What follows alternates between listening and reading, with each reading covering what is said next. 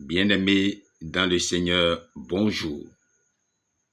Je nous invite tous à magnifier le nom de notre Seigneur Jésus-Christ,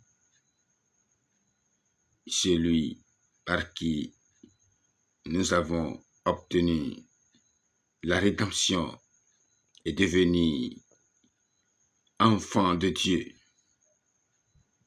C'est beau, n'est-ce pas, d'être ensemble avec celui-là qui nous permet chaque fois de nous revoir et d'être ensemble dans sa parole. Et aujourd'hui, nous allons parler d'un thème important qui est la justice et la fidélité. Pour nous permettre de mieux vous servir, le texte du prophète Amos, chapitre 8, du 4e au 7e verset, et de l'évangile de Jésus-Christ, selon Luc, chapitre 19, verset 1 à 10, nous permettront de vous donner ce que nous pouvons tirer de ce thème. L'Esprit Saint, l'Esprit de Dieu est avec nous et nous conduit à cet effet. Amen. En explication, bien-aimés, qu'est-ce que je peux vous dire à propos de la justice et de la fidélité? Retenons tout simplement que la justice de Dieu n'est pas une justice exercée. Elle n'est ni la loi en vertu de laquelle le pécheur est puni, mais une justice reçue, une justice passive par laquelle Dieu nous acquitte du péché, grâce à laquelle il nous rend justes, une justice que nous laissons agir en nous par la foi. Dans la parole de Dieu, être fidèle, c'est être digne de confiance. Le mot « Amen » vient de ce mot. Il signifie non pas que la prière est terminée, mais c'est l'affirmation que Dieu est fidèle. Donc, je peux compter sur lui pour l'accomplissement. Et dans le Nouveau Testament, le mot se traduit, et ça dépend du contexte, par aussi foi. Les croyants sont les fidèles. Bien-aimés, vous n'aurez pas plus que ça. C'est déjà l'essentiel que je peux vous dire ici sur la justice et la fidélité. Dans les commentaires viendront ce que je peux vous livrer à travers cette justice. Et le livre d'Amos, chapitre 8, versets 4 à 7, nous permet de vous dire que la vision du panier du fruit, verset 1, doit faire comprendre à Amos qu'Israël est mûr pour le jugement. À la différence de la nuit de Pâques, le destructeur ne passera plus par-dessus le peuple en l'épargnant. Verset 2. Et ce sera comme le deuil d'un fils unique. Verset 10.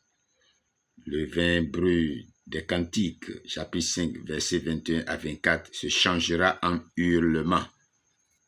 Les chansons en lamentation, verset 3, 10. Silence, conclut le verset 3, comme pour mettre un terme à cet inutile vacarme. Devant le Seigneur, toute bouche est désormais fermée. Et la fin du chapitre nous parle du silence de Dieu, qui est le pire des châtiments. Peu de passages sont aussi effrayants que les versets 11 et 12. De la parole divine longtemps méprisée, les hommes comprendront la valeur au moment où ils ne l'entendront plus. Alors, ils erreront d'une mer à l'autre. Ils courront ça et là dans une inexprimable détresse et ils ne la trouveront pas.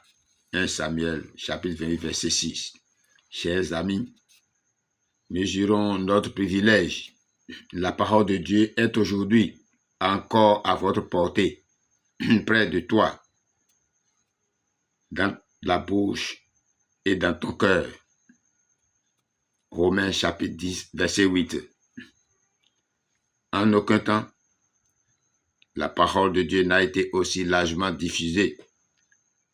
Ce qui manque, c'est plutôt la faim et la soif de l'âme pour s'en approprier. Les promesses et les instructions. Que Dieu les éveille en chacun de nous. Et que dit Luc chapitre 19 verset 1 à 10.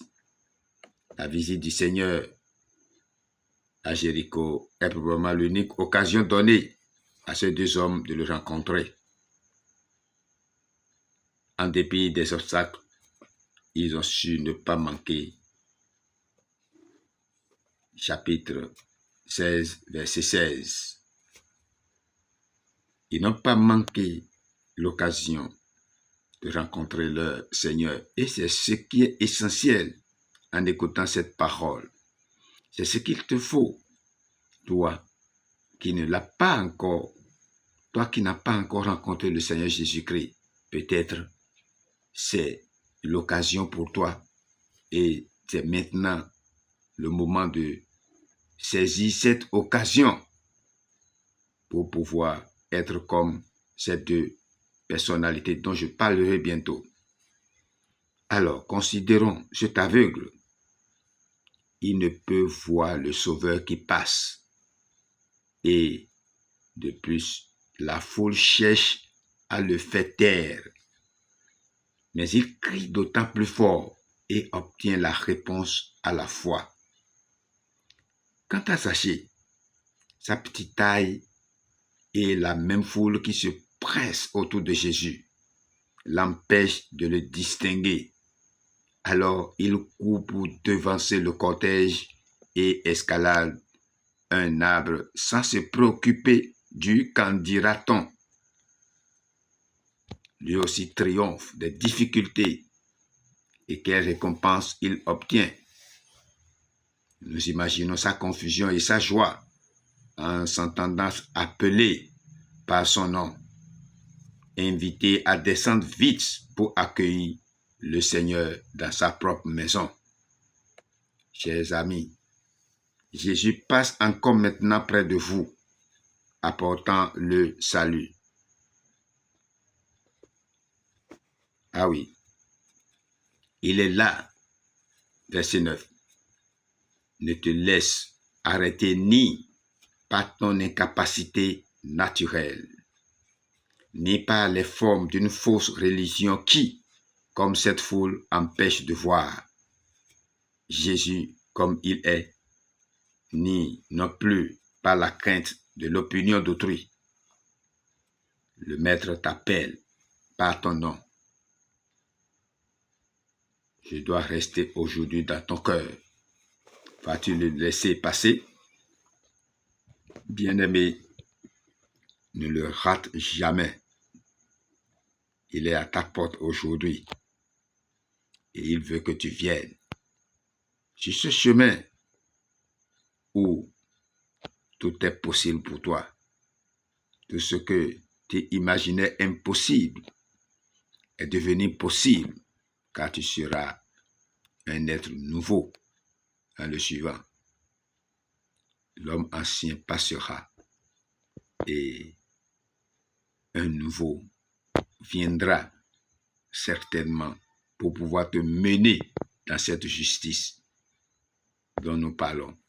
Et la fidélité te conduira parce que tu auras accepté, tu auras cherché de tout ton cœur ce Seigneur Jésus et le suivre dans ta vie. Et ta récompense est grande parce que nous savons où nous allons, nous chrétiens. Nous savons notre destinée après cette vie sur cette terre. C'est ça notre espérance. nous l'avons en Jésus-Christ. Et c'est ça qui nous permet d'être fiers, d'ailleurs, en toutes choses. Ah oui, soyons-en convaincus. Nous le sommes, toujours et partout.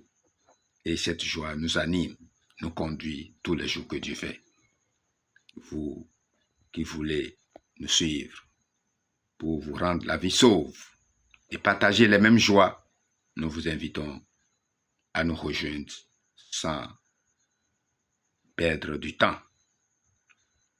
Parce que, comme le dit ce cantique 689 du Yoruba, c'est la fondation que Jésus a mise en place.